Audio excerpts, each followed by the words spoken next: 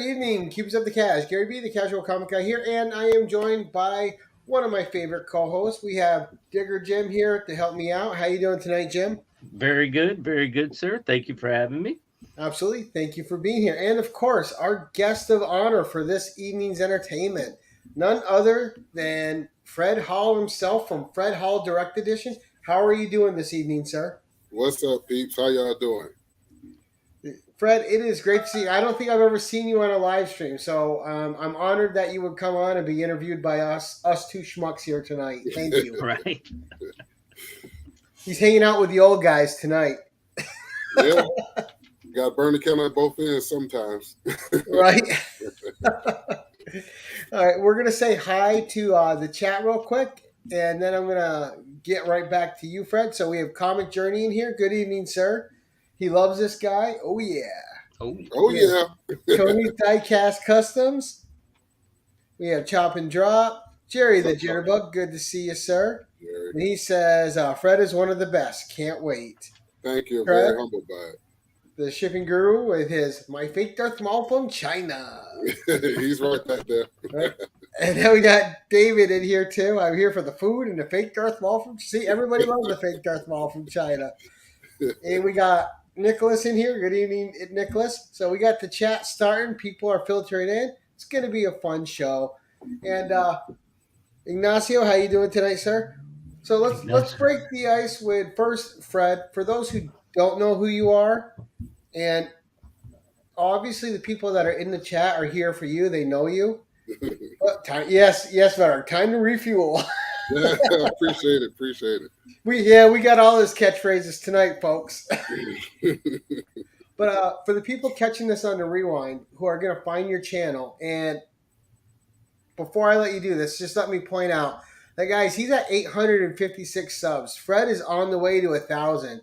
So any of you watching here tonight, the link to Fred Hall Direct Edition is in the description below to his Instagram and his YouTube channel. Please sum up this fine gentleman and have fun watching his videos just like we do.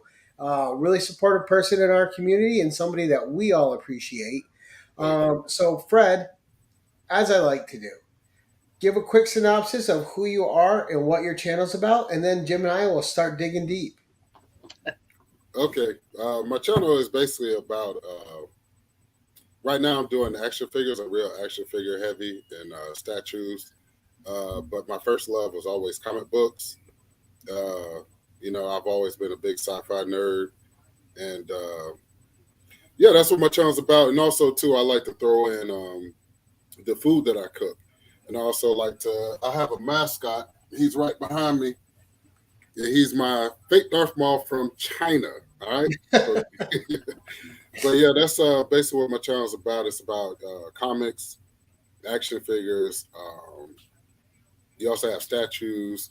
Every once in a while, I throw you through a loop where I do like a hunt video, or I might do a video on the cook, or I'll throw you through a loop and do a video just about family days out. So that's basically what my channel's about. And it's a lot of fun. So, as one of the first questions before we get into anything else, what brought you to YouTube and what made you start a channel? What made me start a channel was I saw a lot of channels and I was like, hey, I have a dungeon full of, over 1,000 comics. So I was like, you know what? And I had a lot of action figures. So I was like, these guys are, showing what they got. I was like, I can do at least a year off of just what I already had. So, I was inspired by channels like one of my favorite channels is Rob Explains. Another one, Rob Explained, he explains comic books. He's like real big. He's like the professor of comics. And another channel that inspired me was Glenn Webb. But, Glenn Webb ended up passing away a couple years back. So, I tried to keep his memory alive with the action figures and how to pose them. Me and Shartimus Prime were big fans of his. Shartimus Prime was another big one. He does every Marvel Legend that's ever made. And plus, I was always hoping to get free action figures from Hasbro, but it never happened. So right, it can't hurt. Maybe one day, right? They'll send you one for a review. Hey, maybe one day I'll get free endorsements. I don't know. So now when you started obviously you're a collector's collector. You collect a lot of different things, hmm from movies to magazines to comic books to action figures to a bunch of Hot Wheels, a bunch of various different items. hmm So when did the collecting bug actually hit you, Fred? When did you know that you just like to collect things? That you were that nerd in this world that I'll really never forget. questioned sci-fi and all that. I was always a Batman '66 fan, the old Justice League cartoon Mm. fan, the old Spider-Man cartoon fan. But the bug really bit me around the age of 10 when I went to a skating rink, and after it, after one of the sessions in between, I went to this store, and I was like, "What is this smoky, dim lit store with all these people with glasses and people looking all weird and pasty?" I was like, "What is this store?" And I walked in, and I picked up my first pack of Marvel comic cards, Oh, Oh. and the 1990s Marvel comic cards, the first run, was my first time I actually started to collect. I've always been a fan. My mom was always a Star Wars fan. I meant Star Trek fan. So I was a big, superhero guy from birth. But when I actually started collecting was in 1990 when I stumbled upon my first comic book shop, and they welcomed me in with open arms. I was a little chubby kid. You can't tell now, but yeah, I was real chubby back then, and yeah, I still have the whole series of the 1990 cards that I started. Uh, I still remember my first comic book, which was Marvel Comic Presents. I forget which number, but it's Wolverine climbing up a tree. Yeah, as soon as I saw Wolverine, it was over. It was like wow. Batman was my man growing up. Superman. Yeah. I definitely love Batman, but once I saw Wolverine, that was it. Like it was like, okay, this is what I'm made for. It just and then with me collecting in fifth grade, it expanded my vocabulary because back then comic books used to be hard to read. Right? Um, Right. And you had some wordy people like Chris Claremont and John Right. Green people. I said the word amalgam once in regular conversation, yeah, and somebody accused me of making that up. I'm I like, was just no, it's even a comic book. right. I was just telling somebody about how humans produce pheromones. It was like pheromones, and I got that from Dakin, who is Wolverine's son, because one of his mutant powers is to he can manipulate guys and girls by releasing his pheromones into the air, and they fall Well, in he's love got that in together. common with Jessica Drew. Yeah, Right. yeah. Jessica Drew has it. Yeah, she has the pheromones. So she was one of the first characters to really have it. So pretty cool. Now, so you started with Marvel Comics Presents. Mhm. Wolverine got you hooked, and I know for a fact from watching your channel that you have a deep love for the X Men. What is your favorite X Men storyline, and what other characters do you really, really just like from that universe? And I know you got a lot of the figures, especially in the Apocalypse line. Wow. From the X Men, I like every major character, but some of the underground characters I like is probably like Warpath. Oh, what a great costume design too on Yeah, him. he's Yeah. he's still trying to live up to his brother's dream, who was Thunderbird, who died Thunderbird. early because he was a butt. But yeah, I definitely love Thunderbird. I love the Necrosha run, and I definitely love one of my favorite all time X Men runs. If people ask me what's your favorite X Men run of all time, it's definitely X Force and Uncanny X Force, where basically there's a secret task team of X Men, which is led by Wolverine, and they take out targets before they have a chance to even become a target. Right. Right? So the Uncanny X Force, and I've been reading X Men books forever. You would think I'd say Dark Phoenix or something like that, but no, it's definitely X Force and Uncanny X Force by far. Hmm. And some of the underground characters, I guess you could say Maggot, or you could Okay. say what's the guy who actually was the villain of Generation Next, who had the mutant eating powers in the palm of his hand. I forget his name, but he was like a mutant vampire. Somebody's gonna remember his name, but God, I forget his name. But he was such a cool character because he was like a mutant vampire. He would take mutants' powers and siphon it off. And when he found Rogue, it was like a buffet. Yeah. Right? I forget his Then name. Then Rogue knew what it felt like. Right. The tables got turned on her. Yeah, and I definitely love characters that all of Apocalypse, horsemen or people that he's actually enhanced their mutant powers, like Exodus. I didn't realize Exodus was so powerful. Exodus is overpowered. And also Scott Summers and Havoc's younger brother, Vulcan. I love Vulcan. So pretty cool. Right on.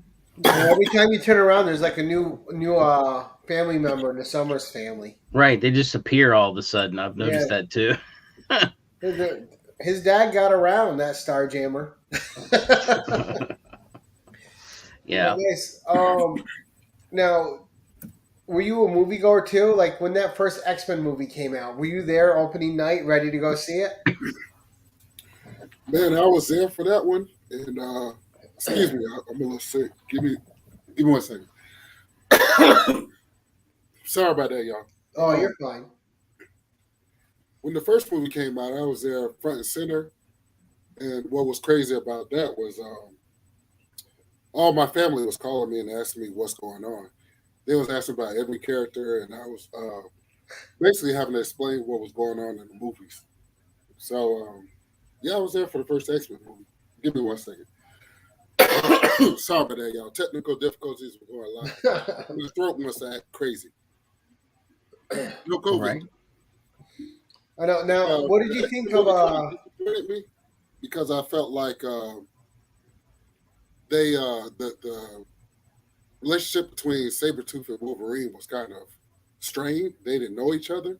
Right. So I've seen what Bryan Singer does to comic book movies, and it's kind of like, please keep him away from comic book movies. Let's let somebody else handle it. So I really like what Marvel Studios has been doing under Disney. Right. I'm really curious to see what they do with the X-Men and why Dazzler is going to be one of the main characters. Yeah. Yeah, they bring. I wanted to bring Dazzler to the Marvel Universe. I wanted to bring people that you haven't seen on screen yet. And can we please stop having the same people play multiple characters within the Marvel Universe or in the DC Universe? We have plenty of actors out there. Let's give some other actors a chance. Right. Right. Like the guy that plays Poe Dameron. He plays Poe Dameron, Moon Knight, and Apocalypse. I'm like, Jesus. Right. I agree with that 100%. I've always said that it never fails that they can't. Is there nobody else out there that can play these characters? Come on. I mean, I think that's kind of what I enjoy about Tom Holland as Spider-Man, because he's just, I don't know. He came out of nowhere. He wasn't in the mainstream. He wasn't from over here, and I enjoyed that. Different character, different way of approaching Spider-Man. So hopefully they'll do that with the X-Men. And with that said, who's the next Wolverine in your opinion? I mean, they're gonna have to pull one out the hat because I know, I'm one of those.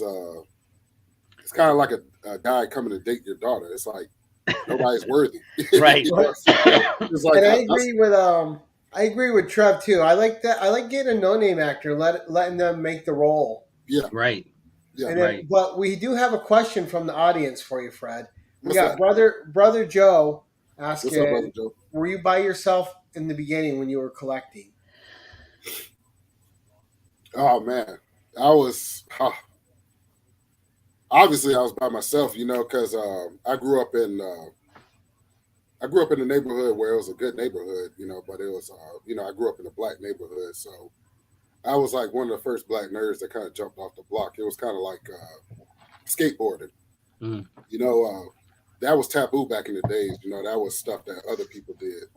So even to this day, when I walk in comic book shops, it's like, where's he in here for? But yeah, I was definitely by myself, but my mom encouraged it.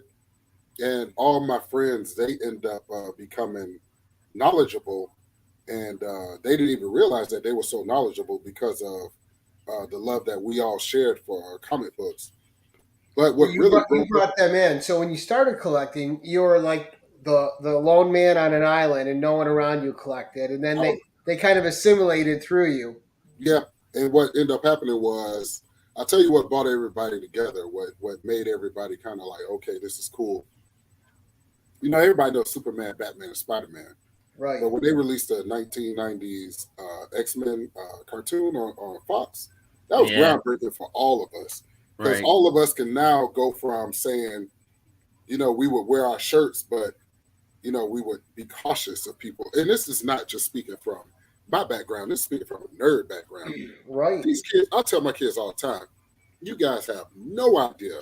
Right, they got it easy. They can wear any superhero shirt they want and not get picked on. Oh, my God. Back in our day, oh, man, you like Spider-Man? You like this? Give me your lunch money. It's like, no, I'm right. So it's the movies have broken open the door for us, starting with the first X-Men movie. But what's piqued the generation's curiosity, you gotta give a lot to Fox for taking a chance on the X-Men cartoon series. Because I remember it was Hurricane Andrew, and we were without lights, and we finally got lights on. And I popped in a VHS because I was like, hey, this is first season, so I'm gonna record it on VHS. And it was the guys that was working on our roof, and they all came down in the front room. It was actually watching the cartoon with me, and they was in love with Rogue because Rogue was body slamming Sentinels, and you know, she was saying sugar. So it's funny how, you know, kids don't understand how much we had to go through in order for comics to become mainstream now. Because remember the old comic book shops, they used to be dungeons. They used to be like dimly lit. You know, one way in, one way out. You know, you had the small weird guy at the counter. You know, so it's different now. It's very different. It's very mainstream. It's definitely a lot better now, and I mean, you see people who don't even really understand who the characters are wearing their T-shirts. Yeah, I see that a lot with. See, I grew up very open-minded. So, you know, I grew up with Guns N' Roses, Whitesnake, Poison, Nirvana, all that. So when people try to say something to me, I'm like, dude, I got the album in the car. You know what I'm saying? Right. You got David saying, now it's the jocks trying to sell comics for lunch money. Yeah. And Jerry, I miss the dungeons. Yeah, because, back then it was definitely more about the books. It was less about the gimmicks, although we all like, you know, we can complain about the gimmicks, but we all buy the gimmicky shit. We're all guilty. Yeah, come on, foily goodness. But I remember when they, you know, because when I was growing up, and you know, Fred, you had the Incredible Hulk, you had Wonder Woman. You didn't get, but the Greatest American Hero. You didn't get a lot of heroes on TV. Mm-mm. You didn't get a lot in the movies. You know, Superman blew the doors open for a year. And then you had the Superman sequels, but really nothing else much after until Batman 89 and Blade came around. Yeah. And then Batman 89 and Blade kind of blew the door open for X-Men to come, which blew the door wide open after their arrival. Right. And people don't realize how much Tim Burton had to fight for them not to make Batman campy, because I actually read that Eddie Murphy was supposed to play Robin. And he was like, no way. He was like, I'm keeping this movie dark. He actually fought for Michael Keaton because he worked with him in Beetlejuice. I didn't even know back then that the fans were going crazy because he wanted to cast Michael Keaton. Oh, yeah. They said Mr. Mom, and they were picking on it constantly. Just like they did with Heath Ledger and the Joker. And look how that turned out. Oh, man, he killed it. Nobody can follow that one. So who in all of comics, who's your top tier villain? It's very common, but mine will always be the Joker, because I just always grew up with the Joker. I just always thought he was, you know, the yin to Batman's yang. But right under the Joker is Insaba Noor, who is Apocalypse. I definitely love Apocalypse. So those are my favorite villains. Uh, Apocalypse will never be, you know, on this level with the Joker with me. But if I mention the Joker, I always come back and mention Apocalypse right after him. Right. And Right. definitely because of, I always liked the Joker, but when Jack Nicholson played him, I mean, Jack Nicholson killed that role. Killed it. And then when Heath Ledger got a hold to it, I was like one of those people. I was like, what is wrong with his makeup? Why is the Joker crazy? What is going on? But when I saw the movie, Heath Ledger took the Joker character to a such whole different level. I don't think nobody's ever going to be able to top that or even come close. I thought Joaquin Phoenix was, but they did a whole kind of like story, kind of artsy story, which a lot of people didn't get. A lot of people didn't get the Joaquin Phoenix story, and I get why they didn't get it. They was more looking like for like a Heath Ledger kind of Joker. Yeah, more traditional. But the Joaquin Phoenix character is kind of forgettable. You don't hear too many people like say, "Oh, did you see the Joker movie?" But people still to this day talk about the Dark Knight, or you'll see the Grandpa Joker, which is Jack Nicholson. So But you see, I'm not even a fan of those three Batman movies because look, Christian Bale's a great actor. I did not care for him as Batman or Bruce Wayne. Well, and see, I thought the stunt scenes weren't good. But the one thing I'll always give accolades to is Heath Ledger as the Joker. He was absolutely carried that whole film. He was incredible. Well, Batman's villains have always kind of overshadowed him in the movies for some reason. Like Tom Hardy, I was like when they said the next villain was going to be Bane, I was like, Bane, isn't he kind of like this overgrown muscle wrestler guy from wherever from you know the South American little island, right? Tom Hardy took that character and just made Bane came from like one out of 100 villain for me, and he came into almost like the top 20. Just by Tom Hardy playing him. He showed it already. Comic Journey, you missed it. You missed it, Journey. He's like, "Where's this fake Darth Maul from China?" He pulled that out right away. He was in my lap. Where'd he go? He's I don't know where he's going. He's all over the place.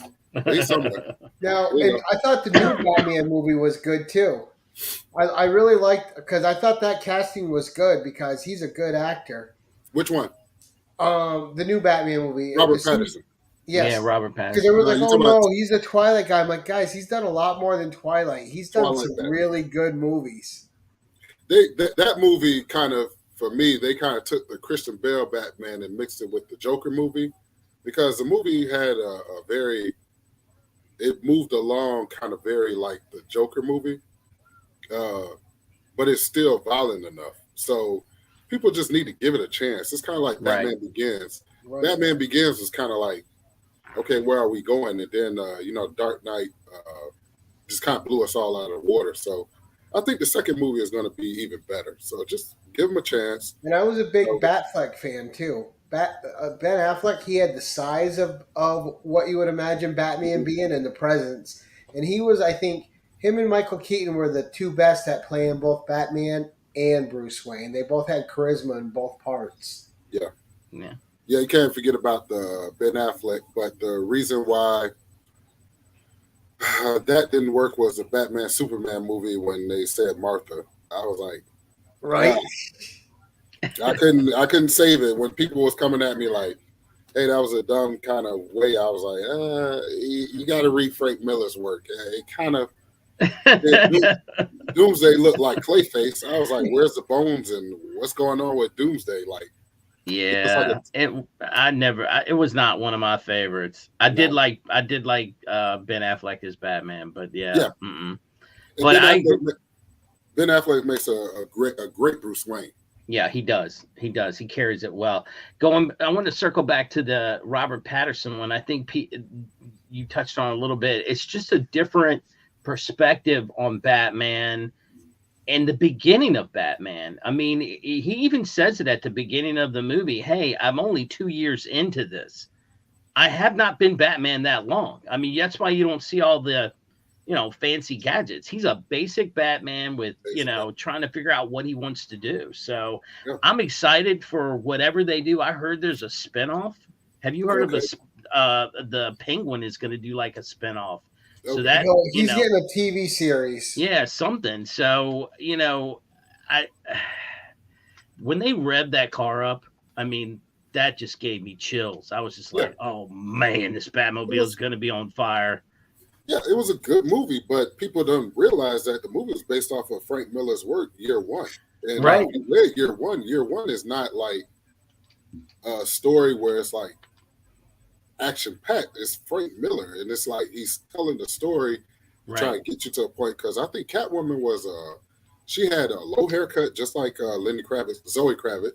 She had a low haircut, just like her, and I think she was a Lady of the Night in that book. I'm not sure, but I've had Frank Miller's Year One. I've had it for a while. That was one of my first paperbacks. But it's destroyed now. It's all ripped up. So I have to buy it again. I was actually pretty excited about the Zoe Kravitz casting too. Yeah. Yeah, she did it very well. She did it very well. Yeah. Yeah, she's a woman. She's been a woman of interest, but she kind of made me mad when her and Magneto from First Class started dating whoever the actual. Right. I was like, that dude, she's jailbait. What are you doing? Oh, exactly. Yeah, because she was super young then. Yeah, she was real young in First Class. That's one of my favorite. When people ask me what's one of my favorite X-Men movies, of course, Logan. That was so violent. But definitely X-Men First Class, because X-Men First Class kind of, and it's crazy because none of the main characters are in it, but it was finally an X-Men movie that made sense instead of trying to explain it to people that don't know about X-Men, So no, she's not, Chop. No, she's a regular actress. Oh, she's just an actress, Chop. Oh my God. Chop's looking at the different movies. Drop is crazy. And I also thought that her and Robert Pattinson had good chemistry, and a lot of people didn't. I thought they worked really well together. Yeah, I thought it was fine. And what I like about Zoe, she's got like a natural grace and elegance about her. Yeah, she does. She's like her mother. She gets that from her dad, too. Yeah, I forget her dad is Lenny Kravitz. That's right. Whose mom played on the Jeffersons, whose dad was the mom's lawyer. So it's like weird because that family has so much history that you can see on the TV, Yep. It's great. And I want to get into a little bit of something else with you too. So you got that whole background behind you. When did you start heavily getting into action figures? Did the comics lead to the action figures, or what led you down the action figure path? Oh my God, I've been collecting comic books forever. So I got trunks and trunks of comics, maybe over. I probably at like 3,000 or plus in my garage. Mm-hmm. But the action figure bug bit me probably back in 2000. Fred Jr. is 2014. Okay. One of my first action figures was 32-inch Spider-Man, and I bought it from Toys R Us. I mean, a huge Spider-Man, and so I bought the 32-inch Darth Vader right behind that, and then I bought the 32-inch Inquisitor, and then I hooked up with one of my coworkers, and he was a big Transformers fan, but he was a big action figure collector. He was a business action figure collector. What I mean by that was he knew what toys would appreciate and value over time. Sure. And so hanging with him and going on his runs, I noticed I start picking them up. And I kicked myself in the butt so much because this was when Star Wars was first releasing their first run of Black Series. And if I would have got those are well worth over. They go for above $200. especially Darth Maul. That's who I tried to get, but I ended up getting the fake Darth Maul. But running with him, his name was Harold, and I don't know how me and Harold. I think we was talking, and he was like, "Yeah, I'm a huge Transformers fan," and he collected Masterpiece. And if you know about Transformer Masterpieces, those start off at $99. Right. And once they sell out, like they shoot up in price. You got some that's well over $1,000. Wow. So hanging with Harold, which was the worst thing I ever could have did, but the best thing I ever did. So he was your dealer that got you hooked into it, huh? One time Harold came in the office, and I was like, "Okay, Harold, I'm about to leave. You about to go home?" I was like, he was like, "Yeah, man," and he started doing it like this. What's wrong with you? I said, "You want to go to Walmart, don't you?" "Yeah, they got new they got new Darth Vader out, and I really want to catch it. And if I can't catch it in Walmart, they only sell it in Walgreens." And I was like, "Okay." And sure enough, that Darth Vader, which is one of the first runs of the Black Series, it has a removable helmet where you can see the old pasty Anakin in it, and it has a chain on it. He gifted me one, and that one to this day is about $400. Wow. So, thanks to Harold, I got bit with action figure bug. So right. Yeah, and those are a pricey path to go down. Yeah, don't let them get you into Hot Toys. Yeah. Hot Toys, I ain't even try because I was like, if I'm gonna buy Hot Toys, I might as well just buy what's those called? The Sideshow collectible statues. Now, being the fact that I'm a father of, I got 4, so being I'm a father of 4, I cannot buy a washing machine priced statue right every other month because those statues are. And just the Black Series and the Marvel Legends are pricey enough. Now for a basic figure, you're at least $40 in for a lot of them. They start off at $25, but the thing about it is that scalpers will buy them. Scalpers will buy them all up, and then they'll try to put them on Amazon for double the money. So if you're not smart, you go to Big Bad Toy Store or get to Amazon or go to Hasbro Pulse and get them before they release, then you're going to spend that amount of money on them. Especially with the G.I. Joe Classified series, that was a train wreck. When they started releasing those, scalpers were buying them up and then re-releasing them at ridiculous prices. So Hasbro got smart and they started doing a first wave, and then they'll repeat the first wave so you can actually purchase it at a good price. Then we got Comic Journey saying, freaking toys are too damn expensive. I'll stick to paying moronic amounts of money for pieces of paper. Yeah. So, but now, Fred, too, I like, we were talking about X-Men earlier, and I know I've brought it up a few times, especially backstage, that you're getting the X-Men Apocalypse run. Now, what made you start collecting some of the retro figures? Is it just like pure nostalgia fuel for you? Well, what happened was back in 2000, me and my wife, we were young, no kids, and we were at Walmart one day, and I was like, what is this? And I was looking, and it was this big old Toy Biz, the first wave of Toy Biz Marvel Legends, and I bought a bunch of them. But what I did was, I'm a first generation of collectors, so I didn't have anybody to tell me like, hey, hold on to it, don't break it out. Right. So I went home with my wife and I broke them out, and the legs got all wiggly, and they wouldn't stand up, and they was falling all over. I had Colossus, who is now 200. I had Omega Red, who was about $99 to $100. I had all of them. But once I opened them, I lost interest, and I gave them away to some nephews. But I look at the prices now, and I was like, what a dumbass I was. But like I said, when you're a first generation collector, you don't have anybody tell you, don't you gotta learn this way or don't do this. Because we've all can say that we've had some major books in our collection that we just didn't know not to fold it a certain way or not to go to the can, right, whatever, or eat greasy right. chicken and have chicken grease all over it. Yeah. Right. And so, I did a lot of trial and error as far as collecting comics and as far as collecting action figures.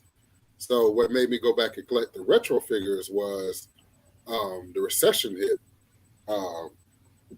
Bush was the president then, and the recession hit. And I started going back and collecting comic books. I bought the first appearance of Apocalypse for like $5. I bought the second appearance of Deadpool for like 50 cents. Like all those books were devalued because of the recession, which I took total advantage of. Like I was like, I'm gonna beef up my collection. And I also did that with some of the Toy Biz Marvel Legends. I went back and I collected those later on. And I see the interest peaked once the movies started hitting. I'm talking about the later movies, not the first X-Men movies, but later on around this time when Disney bought them. So Right on. Now let's talk about the food for a minute, because everybody's already asked if Fred's fueled up yet. Yeah. How did food become a part of your YouTube video making? You just figured you were going to share what you were making and just make it a little bit personal, or what was the story? Well, I'm a fat boy at heart. I can't see it, but I've always loved food. One of my best friend is a chef. My best friend's dad was Bob Marley, the reggae singer, personal chef. I'm a chef, self-trained, and I love the barbecue. So you see that in my videos. So one day I was like, why not, infuse the chefing that I do in my videos? And then I had a couple of people, comment like, hey, how did you make it? And so I think it was my big brother, Rigor Mortis. He asked me one day, he was like, yeah, how did you make that? Because I made a dish that was kind of similar to his California Mexican ceviche. I made I think a conch salad or a shrimp salad that was similar to his ceviche. So I did a couple of videos on how to cook. I need to go back and do some more. But I always knew that people liked to see more than just comics, because we had too many channels that was like, hey, this is a new comic book pick of the week, or this is new back issue. And, those channels would last for a while, but a lot of those channels that we started off with that hit 1,000, I don't know where they're at now.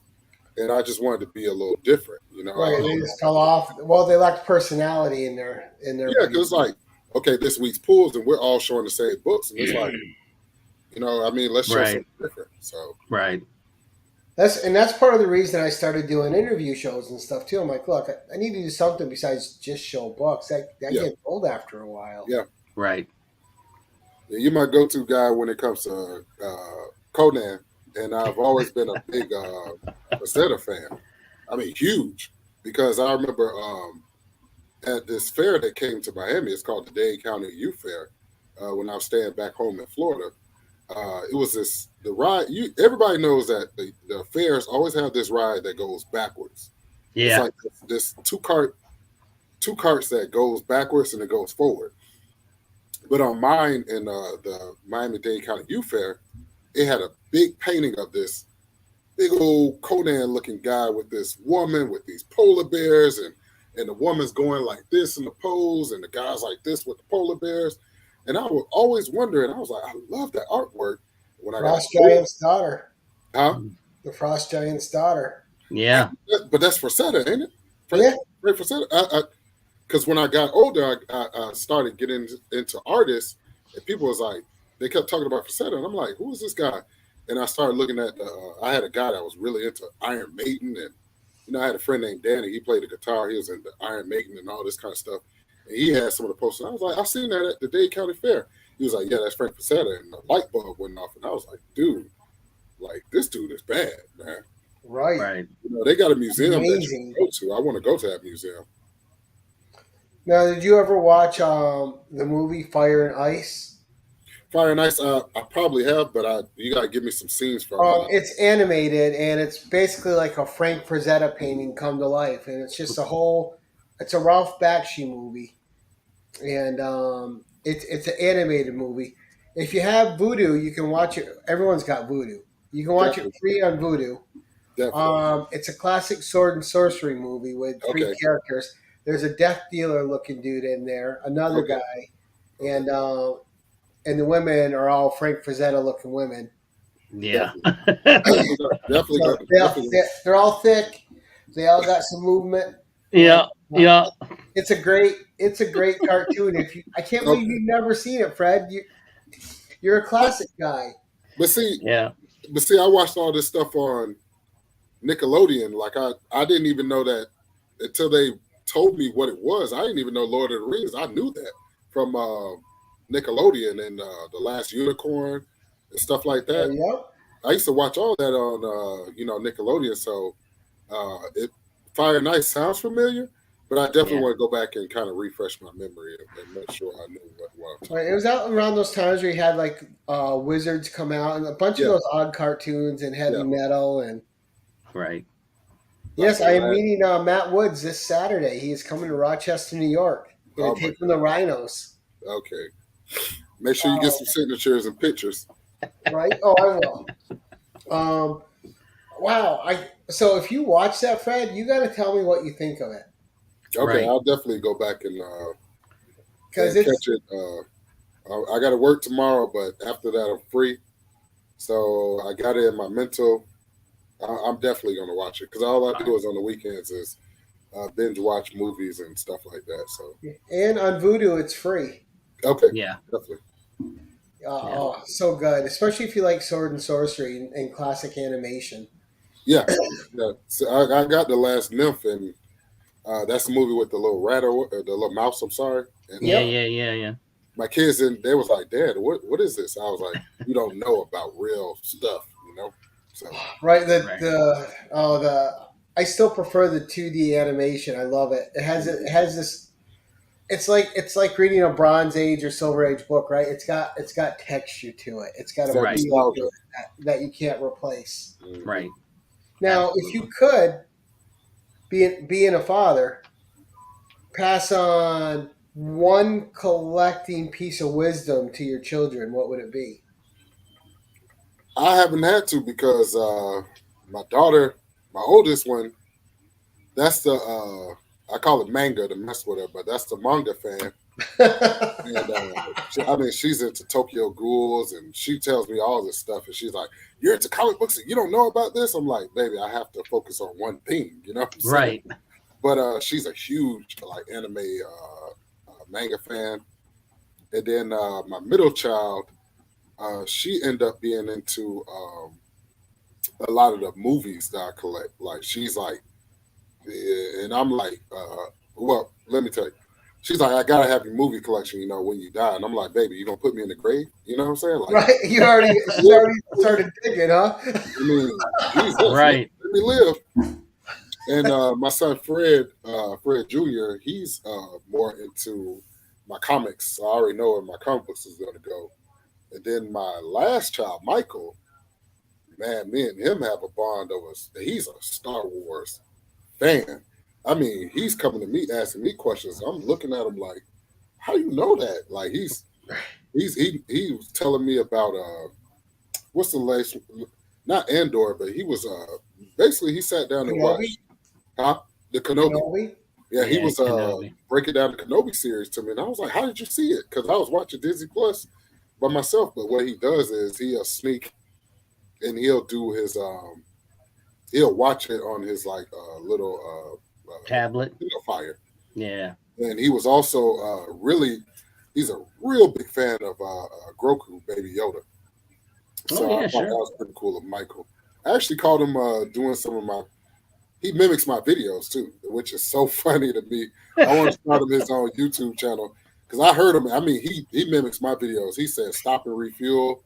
He he, he shows his little food that I gave him, and then he's like, "My fake Darth Maul from China," and then he'll come and take my Star Wars figures and he'll review them, or he'll review like stuff that I buy him for the week. So I thought it was pretty cool because Michael, my youngest out of all of them, is his dad's dad. You know, so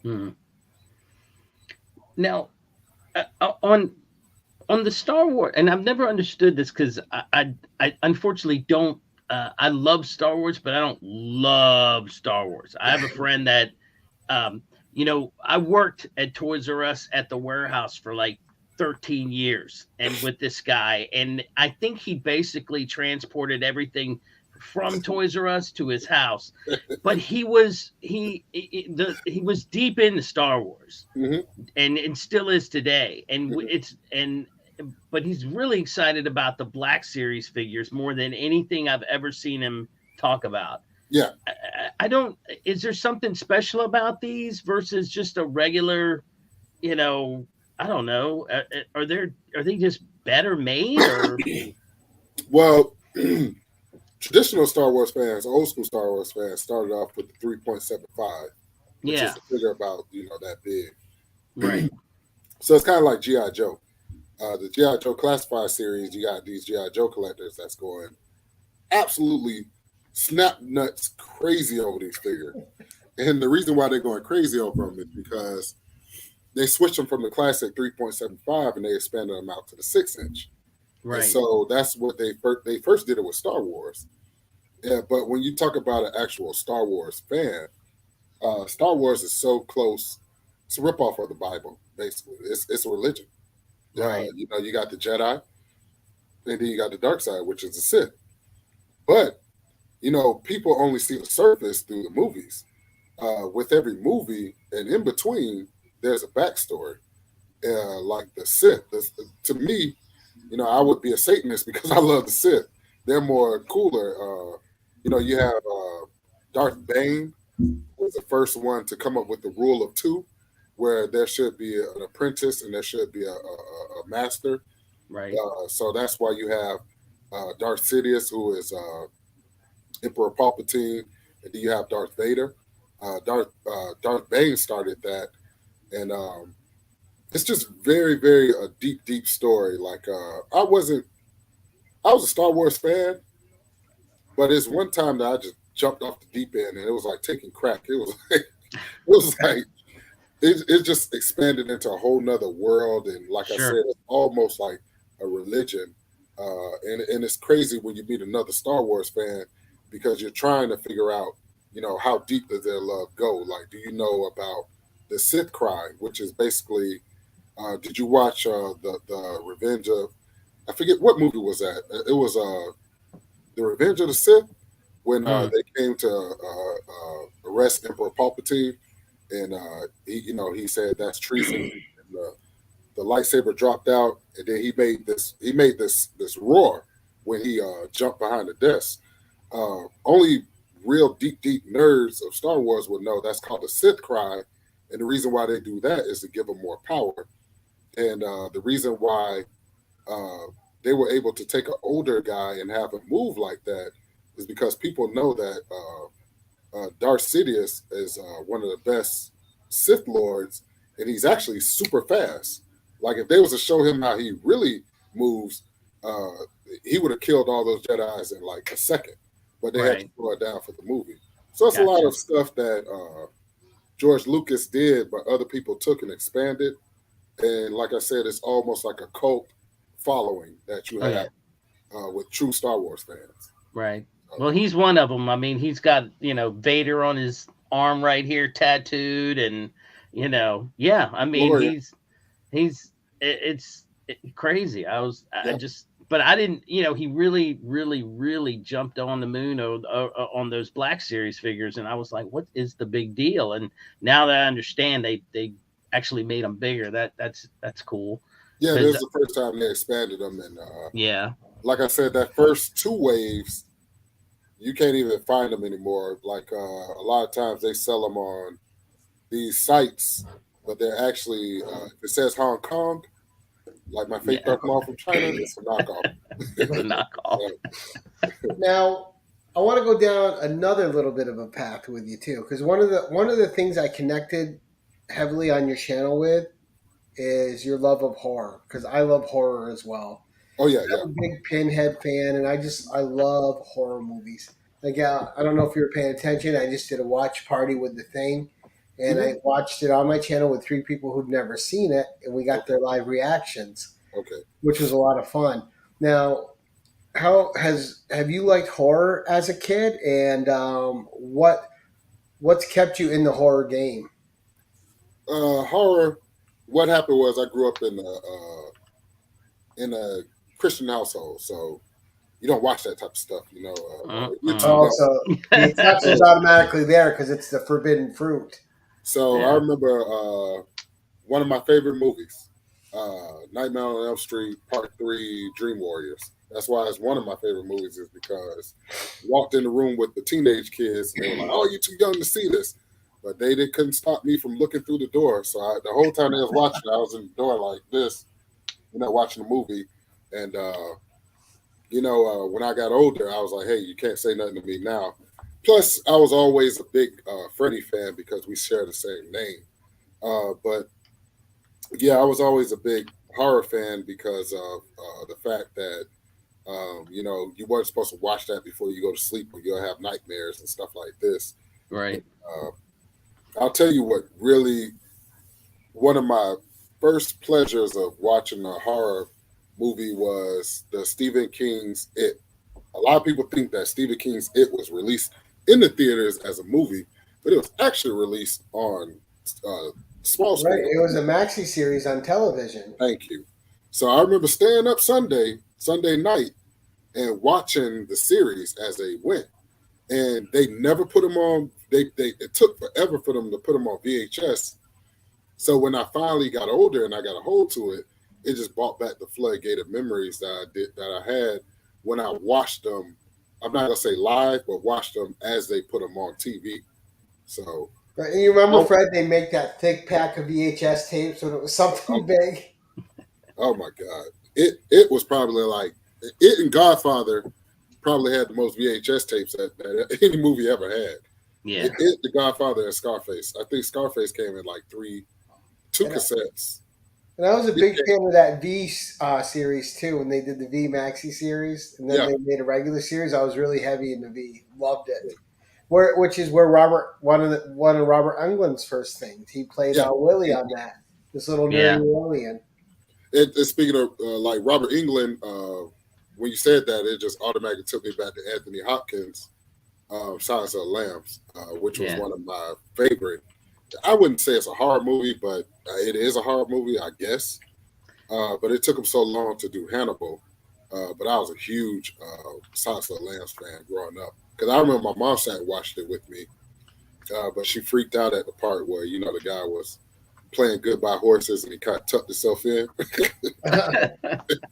Buffalo Bill. Yeah. Absolutely. And I've always liked that. See, you were a Stephen King fan. I grew up with Clive Barker. I discovered Clive Barker when I was, I think, 12, and I never turned back. I was, from the first couple pages I read of Clive Barker, I've been a fan. And so I'm waiting to watch the new Hellraiser movie because this looks like the best one in a long time. Yeah, Pinhead looks like super young. I didn't see who they got to play him. It's a new one. But what disturbed me was I used to watch 30 Days of Horror, and to this day, the guy that plays Pinhead gets fan mail where women actually have his baby. I'm like, what? I actually have a picture of him as Pinhead signed, and he signed it, personalized it to me. It says, "It says to Gary, welcome to hell." Doug Brown. Oh man, that is neat. It's one of my little favorite things to have. One thing I learned about the signatures, and I didn't know this because I met Jake the Snake, was that when you get signatures, just have them sign it because it's better for resale versus if they put your name. People are kind of standoffish because it's like, hey, I'm not Fred, so, but they'll still buy it. But the signatures, this is for the tips for you guys that, we got some guys that collect just for the money and resale. Right. So if you get a signature, don't get them to personalize your name. Just get them to sign it. Yeah. Yeah. This was actually a gift from my sister who met him. She's like, look, My brother's a big Clive Barker and Hellraiser fan, Yeah. Right. and that was like, Cenobites. oh yeah.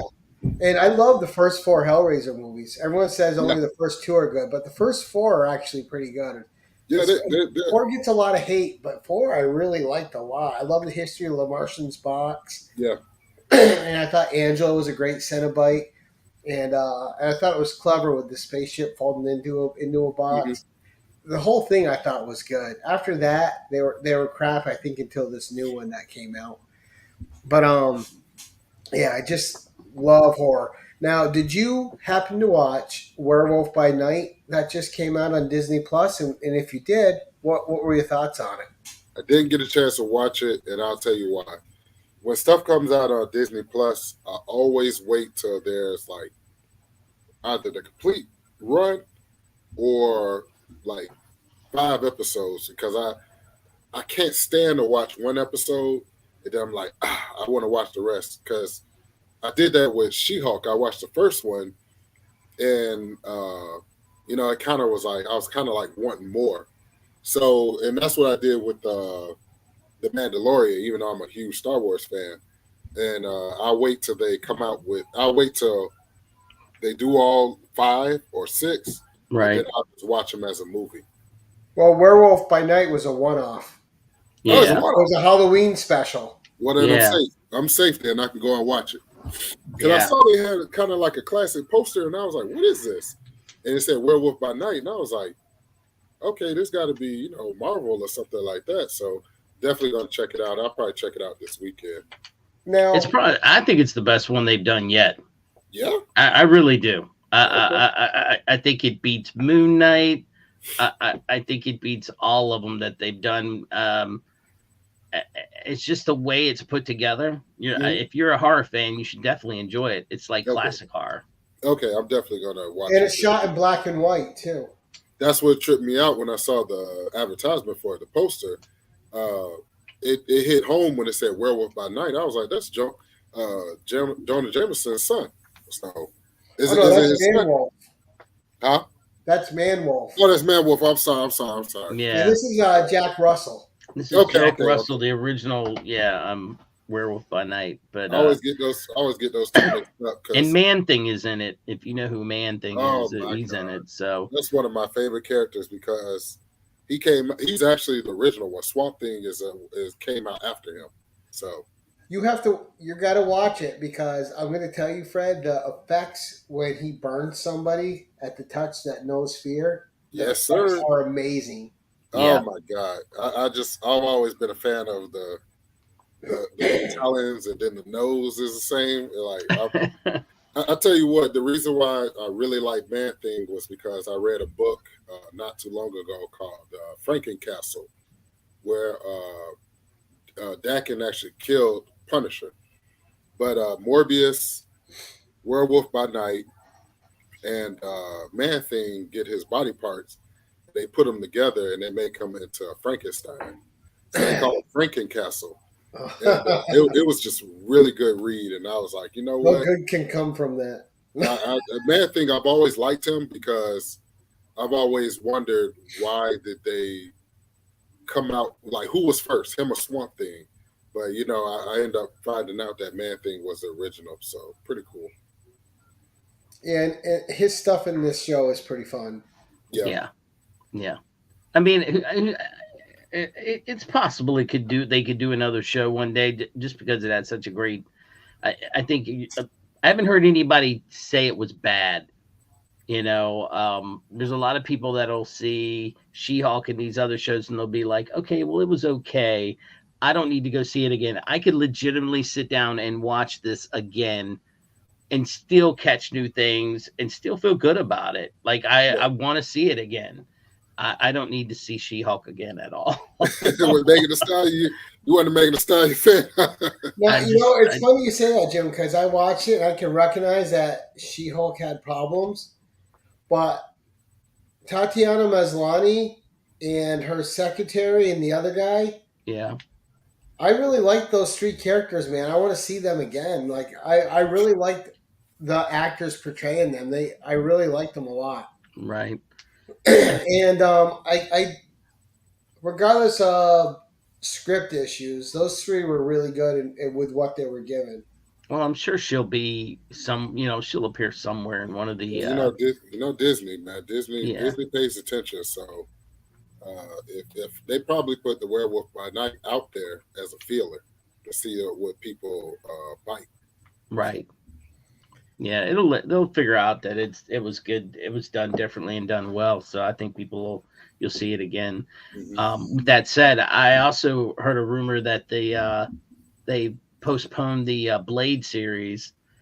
Mm-hmm. So we're not going to get any Blade anytime soon. Well, I'd rather they postpone it and fix the script than put out a product that's not up to par. Yeah, I agree. Especially when you got someone like Mahershala playing it, because that guy's amazing. Mm-hmm. And it's funny that he ended up being Blade, because when I watched Alita Battle Angel and he was looking all sharp in that suit in that movie, I looked over at my buddy, I go, he looks just like Blade. Like Blade. And then they cast him. Wasn't he in he was in Luke Cage too, correct? Or was he? No. No, he didn't play Wait, did he? No, was he in there? I thought he was in there. I thought it was either him or his late brother. Was he Cottonmouth? I was going to say he might have been Cottonmouth. I think he was in there. So I think he might have been Cottonmouth. Yeah, I don't know. Yeah, so pretty cool. I think he looks a lot like Wesley Snipes, but me personally, being such a huge Wesley Snipes fan, it's kind of like when you see Hugh Jackman get replaced as Wolverine. It's kind of like you're a grumpy old man and you want to be like back in my day, but it's like, right. Let the new generation have their fun. So the character's bigger than any actor. Yeah. Right. And that's my question is, I mean, I had, they're throwing out a lot of different names for the next Wolverine, and I don't know. I'm going to struggle I don't know. It's going to be a struggle for me. Yeah, I'm hurt. You'll still see Hugh one more time in Deadpool 3 as Wolvie. Yeah. And it's funny because when Hugh Jackman first got the role of Wolverine, and I saw him in Bryan Singer's movie, I was such a purist.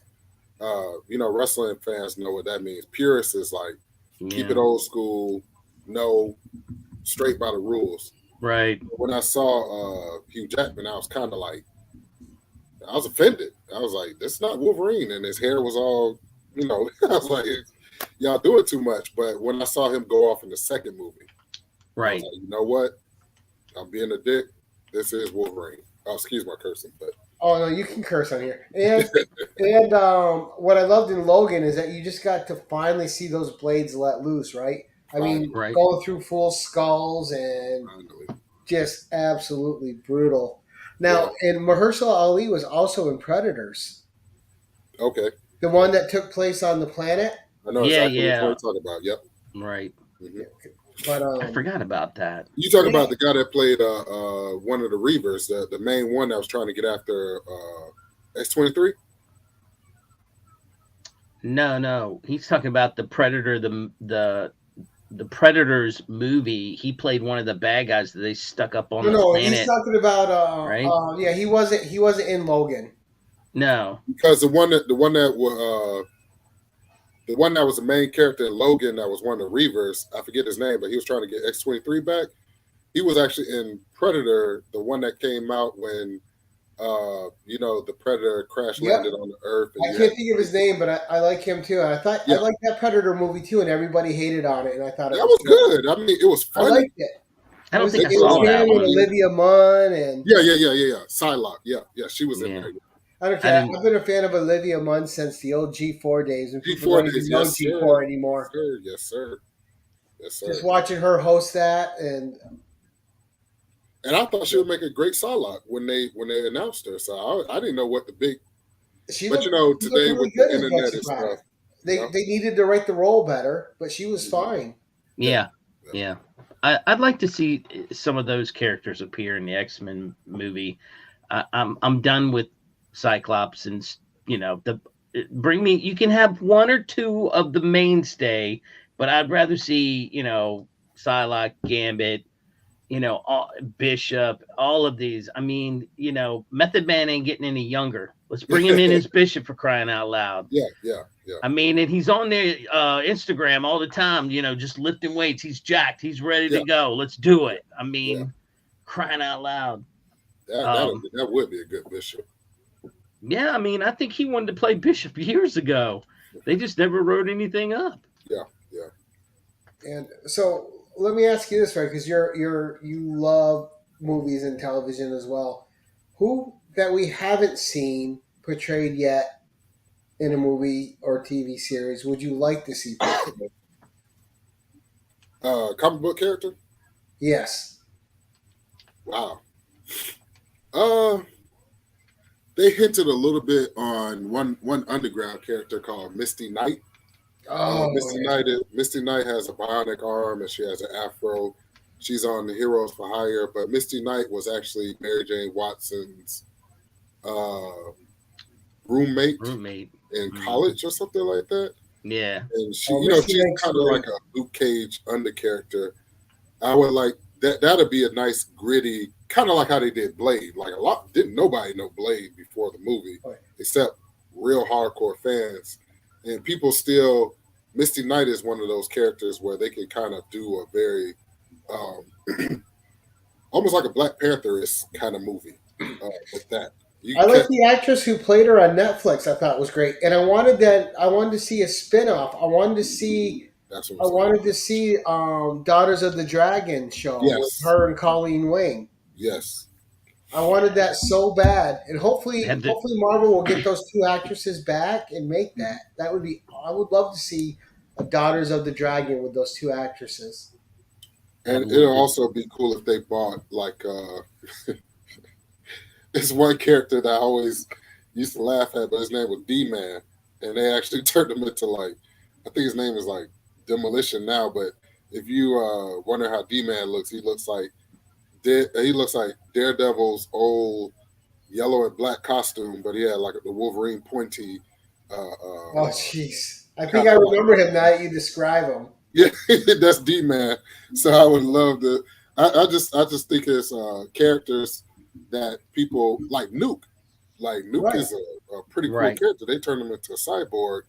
But for you guys that don't know Nuke, he's the guy who he started off as a Daredevil villain, but he has an American flag on his face. And they tied him into Wolverine's origins and made him basically he's been blown up so many times. Now he's like a cyborg, like almost like a Terminator. I thought that he'd be a pretty good character for them to at least introduce, into like a spin-off Captain America or Winter Soldier kind of movie. There you go. Nice. Yeah.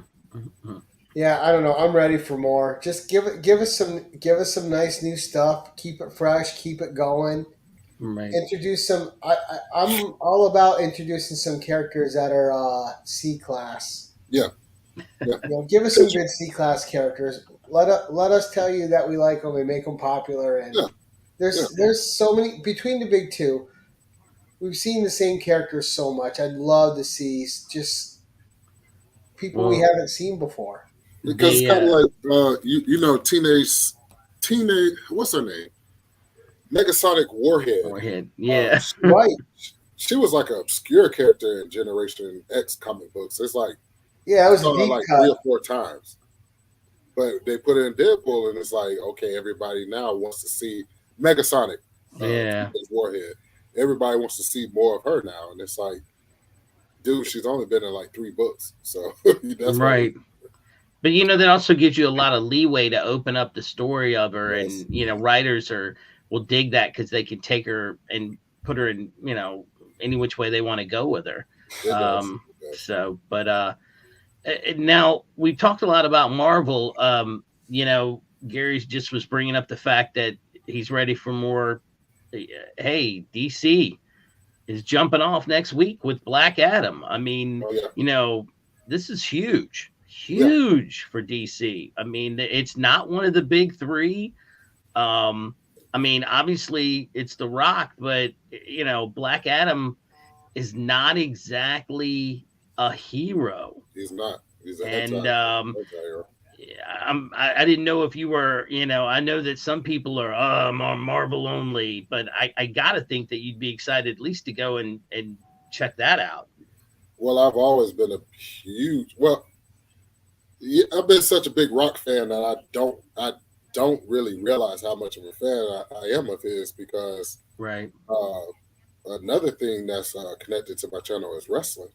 I'm a huge wrestling fan, and when you talk about wrestling, I'm a wrestling historian. I've actually watched the Rock dad, Rocky Johnson, wrestle.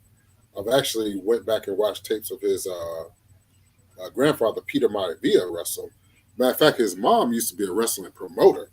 So that's how far back, It runs in the family. Right, it's right. blood. Right now his cousin is who is basically Rashiki's kids. They're running the wrestling scene right now. I think the build up with The Rock in the DC movie is going to build up to him coming back to dethrone his cousin, because The Rock is a real tribal chief. That's what his tattoos mean. He's actually a real Samoan tribal chief, like his grandfather was, Peter Maivia. So the movie is exciting me, and it's also making me excited to see if they're going to finally be able to pull him into WrestleMania to take the title from his cousin, because his cousin has had the title for both titles, both heavyweight titles, for almost a year and a half now. And wrestling they haven't done that since the traditional days of like Bruno Sammartino or Right. Hogan, or those guys held the title for like 9 years. Like Bruno was 10-year champion. So Yeah.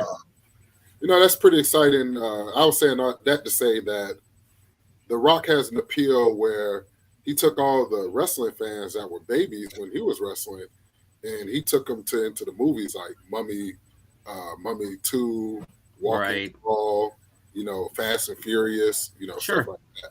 So, well, he's pretty much said that this was something he wanted to do for the last, I want to say 10 to 15 years, and he finally got the script he wanted, and Well, he also has. He's pure entertainment, The Rock. Yeah, he knows I how mean, to play to everybody. Right. Yeah. But he's also not. And I think this comes from being in the wrestling business. Is he knows that the fans, he has to listen to the fans. Yeah. There's so many actors out there and directors and studios that are like, hey, this is what we're doing. If you like it or not, I don't care. And that's not him. That's what makes him successful.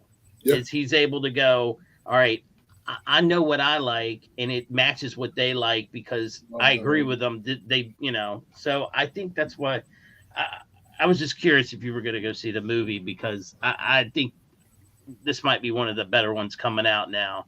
Yeah, and DC has missed the mark with these movies. I mean, Jesus. But he picked a good character because, like I said, he's not a hero. He's not an anti-hero. Yeah. He's just, I even like his cheesy stuff like Journey to Mysterious Island. I will watch over and over. I get so much joy from that movie. Well, yeah. It's just so much fun. Jumanji, I think, is my favorite. I love both Jumanjis, and I didn't expect to like them, and I was completely charmed by them. Because Jack Black alone is hilarious. So yeah, I love Jack Black. Ever since I think my first time seeing Jack Black was an underground comedy called Saving Silverman, and that movie had me. I mean, it had me laughing so hard I almost passed out. And Tenacious D. Tenacious D, and then you have Nacho Libre. Rock. Yeah, School Rock, Year One. So. Yeah. Yeah, I've been a big fan of The Rock for a while. And what was funny was, even before DC really started making their movies, people would always take The Rock and impose him over the Black Adam character anyway. And I was like, they was pushing for that even before DC really started ramping up their movies. So it was always so to see him actually accept that role, it was just like bravo. You know, say you're listening to your fans because people were really pulling for him to play that character anyway. So you watch. It's and don't forget Peter. Is it Peter Brosnan? Who's Dr. Pierce Brosnan? Yeah, Pierce Brosnan. I forget how to say his name all the time. James Bond, for y'all that don't know. James Bond with he's going to be Dr. Fate. Right. Or Remington Steele when I used to watch him as a kid. Gary, come on. You're throwing out the old stuff there, buddy. I know, I was watching that's when Pierce Brosnan. I'm like, oh man, he would be a great James Bond because I used to watch that with my mom. Remington Steele. Yeah, that's their version of Doctor Strange. Dr. Fate is their Doctor Strange. And, and he looks great with the Snow White hair and the yeah. It's a great character as well. Adam Smasher is a great character. Cyclone's okay. I'm not sure why so much she's in it, but I'm jazzed to go see it. So when it does $1 billion, they're gonna bring him back for sure and say, "Give me more." Definitely. It's just gonna happen. But for sure. It's gonna do better than Doom at least. Oh, yeah. Yeah. Doom was fun though. No, Doom was fun. I like Doom. Still had some hair too. People really didn't like that movie. So I got 2 questions left, Fred, before because we're getting to the hour 20 mark. It's going. Okay. It always goes by fast when you're having a great time. Yeah. I had one set aside here, but so the first I'm going to go with, because you're such a wrestling dude, is who is your all-time favorite wrestler? And a lot of people say like Hulk Hogan, Macho Man, Randy Savage, or or they'll say the $1 Million Man or Ric Flair, or Andre. Well, see, you got to go. When you say greatest wrestler of all time, you got really old school, then you got old school, then you got Attitude Era, then you got the modern era. But if I was to pick one out of all of them, you got to pay homage to the king, who is Ric Flair, the living. Yeah. That's the only one. That's the one I'm trying to see where he's so available for me to meet, but it's like I just can't run into him. But I really want to meet Ric Flair before anything happens to him. So wrap him in bubble wrap, please. Don't let you got to make that happen soon, Fred. Please, because Flair is. Yeah, he's up there. Flair. He's getting high and all this stuff. I'm like, Rick, you need to calm down. I really. That's because if you ask any wrestler from Stone Cold, Triple H, if you ask any of them, they'll tell you Ric Flair, hands down. Nobody's even close. So, yeah, I agree. So Ric Flair would be the one. Mine during the Attitude Era, people used to get on me all the time. They was like, "How?" And I was like, "Triple H," because I thought Triple H was the greatest heel, and heel in wrestling terms means villain. Triple H was so bad during the Attitude Era. I mean, people used to actually get up and like literally walk out mad. And I'm like, dude, you guys realize that this is entertainment. But and that he's like a super nice guy in real life. Yeah, I mean, and then he's saving wrestling right now. Right. Like they had to literally tell Vince McMahon, go home, and they had to bring Triple H back.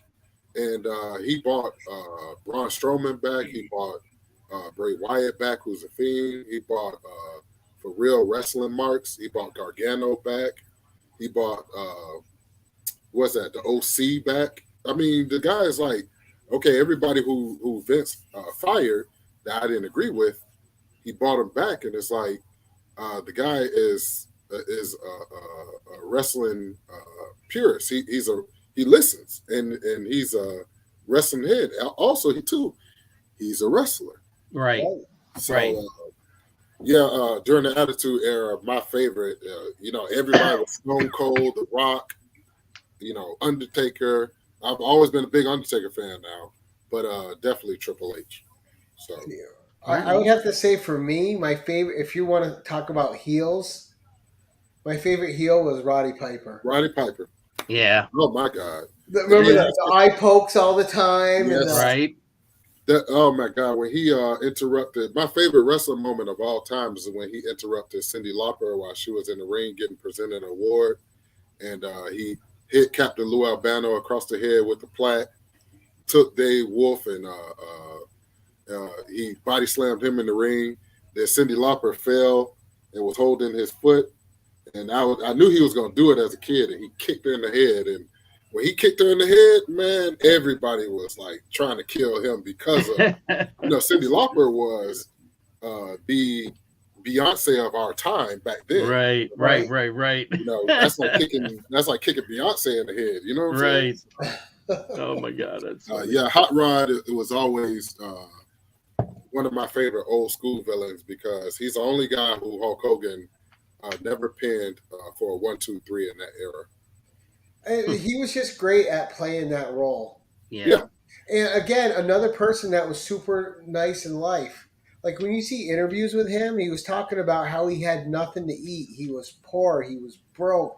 And then, like, They Live, one of my favorite horror movies. Like, one of his things when he made that movie, and him and John Carpenter, he says, look, we're not going to hire actors for homeless people. We're going to get these people, actually feed them. Mm-hmm. And that whole time they were making that movie, they were feeding people that didn't have food. And that was like Roddy Piper out there in the streets making sure people are eating. A lot of people don't know that. People don't understand that some of these guys that play the heel, they have the biggest hearts out there. They're doing the most work to help others. I came here to kick ass and chew bubble gum, and I'm all out of bubble gum. Yeah, I'm gonna have to watch that tonight as soon as I'm done this now. Damn it! Right, I got it right there on the mantle. I might watch it tonight too. So all right, Andy Kaufman, I remember that too. All right, so before I ask my last question, Jim, did you have anything else for Fred? Well, I want to take Main Event's comics question because it was in my head of what I was going to ask, which is, it's been rumored, I don't know when it's going to happen, that the X-Men are going to somehow be pushed into the MCU. MCU, yeah. How would you go about doing it? If they said, Fred, we need to bring the X-Men in, how do you want to go about doing it? And how would you do it? If I was to bring them into the Marvel Cinematic, if I was to bring them into the regular MCU, I would probably do a conflict with the Avengers, which is the best way to kind of bring them in because this new generation, they love the Avengers. They know Thor, they know the Hulk, they know this, they know that. They only know what they see on the screen. So if you did the Avengers versus X-Men, which is basically what they did with Namor. Did you not catch that? Because the new Black Panther, the main villain is Namor. Right. Sure. But if you look at the comic books, Namor he didn't begin the conflict, but he hyped it up in the Avengers versus X-Men when he had the power of the Phoenix, and he just used a big tidal wave and just killed damn near all of Wakanda. He decimated Wakanda. Matter of fact, he decimated so bad that they actually took the crown from T'Challa for a while. So that's how I would go about doing it because that would not only excite the deep comic book nerds like us, but it will also give the younger generation like a fresh new set of villains that could become heroes. Because when two heroes meet for the first time, they always fight over a misunderstanding. Right. Not necessarily anything big, just, what are you doing here? And, are you trying to take something? Or a lot of times it would be like, are you trying to take vibranium or something from Wakanda? That's the thing, right? Heroes can do everything but talk about it first. Yeah. Let's just fight first. Yeah. Exactly. So that was my big question. And I agree that might be a good way to do it because, like you said, the younger generation is so accustomed to the X-Men, to the Avengers, that the X-Men bringing them in that way might be a good crossover. All right. So my last question, Fred, is we've talked about how much money books cost now, but what's it going to take to bring Fred back into mainstream collecting and comics again, what would bring you back into the shops? It would take. DC is always hitting, so I don't mind grabbing a Harley or a Batman every once in a while, or DC versus vampires, because DC more stays fresh. Sure. Marvel is pop culture now, so they really don't try to push some of the older controversial stories that they used to, like God Love Man Hates with the X-Men, where you had the preacher, I forget his name. I knew his name, but where he basically kidnapped Nightcrawler and tortured the X-Men. So what it would take to bring me back in comics, first of all, I got to get the Predator runs. That was the easy way to bring me back in. Right. But definitely, I want Marvel to stay consistent, not only with the movies, because they're knocking it out of the park with the movies, but their storylines in the books need to be more like Thanos' quest. I was just thinking about that the other day when Thanos went around and tricked all the different guys that held the Infinity Stones out of their Infinity Stones. That was a deep story, because Thanos was very menacing in those stories. Right. But just stuff like that. Because I remember I did really enjoy Simeon Bianchi's run. That's his name. That's how you pronounce his name, Simeon Bianchi.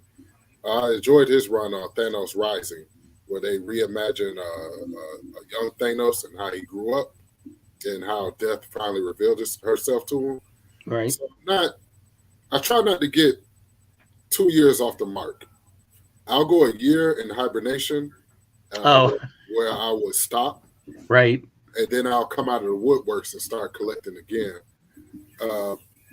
But the adult Fred, instead of me getting book by book each week, I've noticed that I'd like to get the hardcovers or the omnibuses and just knock it all out. So right, the trades or the omnibuses. Now, would you ever consider digital? I know people are gonna kill me, but I hate digital. No. I mean, some people can't do it, Fred. I mean, that's just a fact. It's just not. It doesn't feel right. Yeah, I'm so old school. I'm so old school. Right. Like I would go to one of you guys' channels or like a YouTube channel and listen to the review and be like, okay, even if you say you don't like the book, I would go off of what I'm hearing that you say. Sure. I say, okay, I got to read that book. Right. But digital is more new age, or people that buy their book and don't want to get it messed up, so they'll just read the digital. So I'm not totally against digital, but me myself personally, I just stay away from them, not because I just hate them. I'm sorry. Right. To say it like Well, I mean, and the reason your hand is part of the experience. Right. Well, I mean, the reason why I said that is because, like, my brother is a DC guy. Like, I lean more towards Marvel, and he goes DC, and he was telling me that, the DC app is now, like, for $100 for the year, you get, like, they've just released like 30,000 more books or something. They've loaded up and they're saying, hey, this is the ultra tier, and you can go back and read stuff from eons ago. Yeah. And which I find interesting, because I just like reading some of the older, like Gary, bronze and some silver, but bronze age during that period when I was young. So that might, I might actually jump into that digital just for that. I'm not going to go and buy the books. Yeah. I don't need to buy the books, because I don't want them in my collection. Yes. So reading it digitally might be okay. Well, that's like me. That's like me versus my kids. My kids are like, Netflix and stuff like that. And they're like, why are you still buying DVDs? And I'm like, okay, wait till the power cuts off. So when the power So when the internet cuts off. So when Xfinity is going through their little thing, which they do almost every damn day. Right.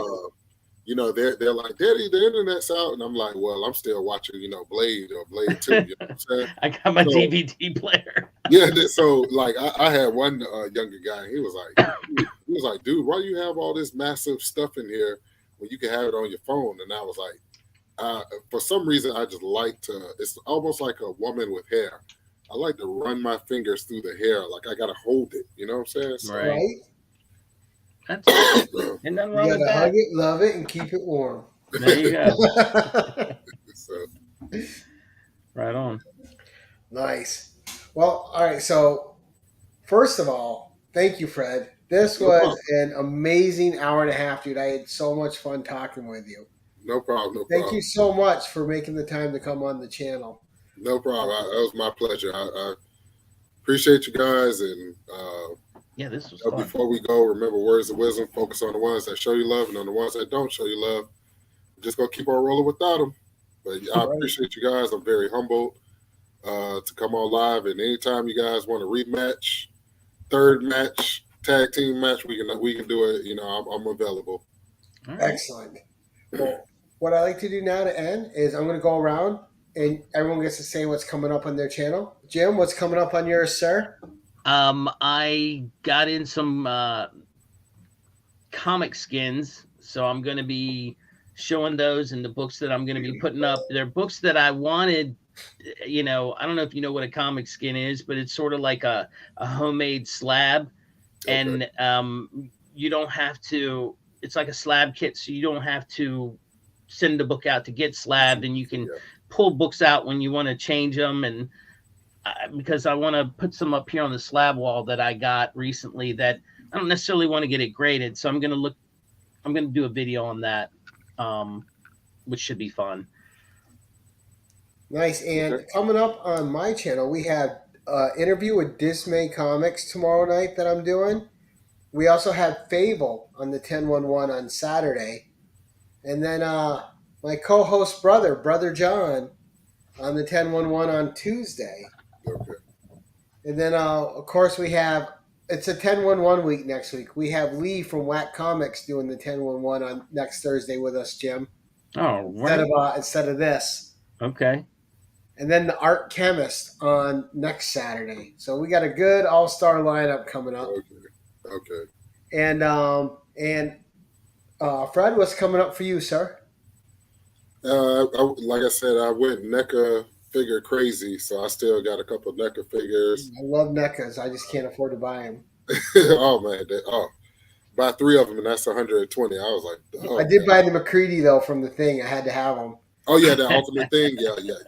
That's a pretty cool figure.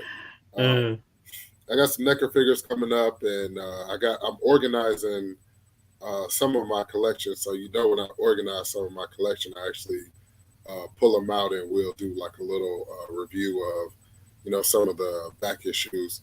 I went on Midtown Comics recently, so you should have some comics coming in, but that'll probably be it takes Midtown forever to get them to you. So that'll be in the next 2 weeks. So you got comics, action figures, and that sounds about it. There's some food coming. So yeah, gotta have some food. I was gonna say, put some food up in there. Food in a fake Darth Maul from China. he's gonna be there too. So I want to thank my guest. I want to thank my co-host. Thank you guys. I had a great evening. And I want to thank everyone in the chat that came out to support my guest tonight. Thank you guys for coming out. Appreciate the chat. The chat was hopping all night. Great questions. Really engaged. Thank you all. And if you're watching this on the rewind, if you don't know Fred Hall, you need to go to the description, sub him up, and get watching his videos and support this guy who supports us in the community as well. Fred Hall isn't just a great YouTuber. He's also very supportive in the community, and you will see him everywhere showing love and helping out everybody else. So, Fred, thank you for that. And appreciate it. Guys, until next time, keep it casual. Attention all, use channel sponsor Rogue Trader at theroguetraderutah.com and my code Keep It Casual for 10% off your comic cleaning and pressing needs. Remember, when submitting your books to be graded, use a trusted professional.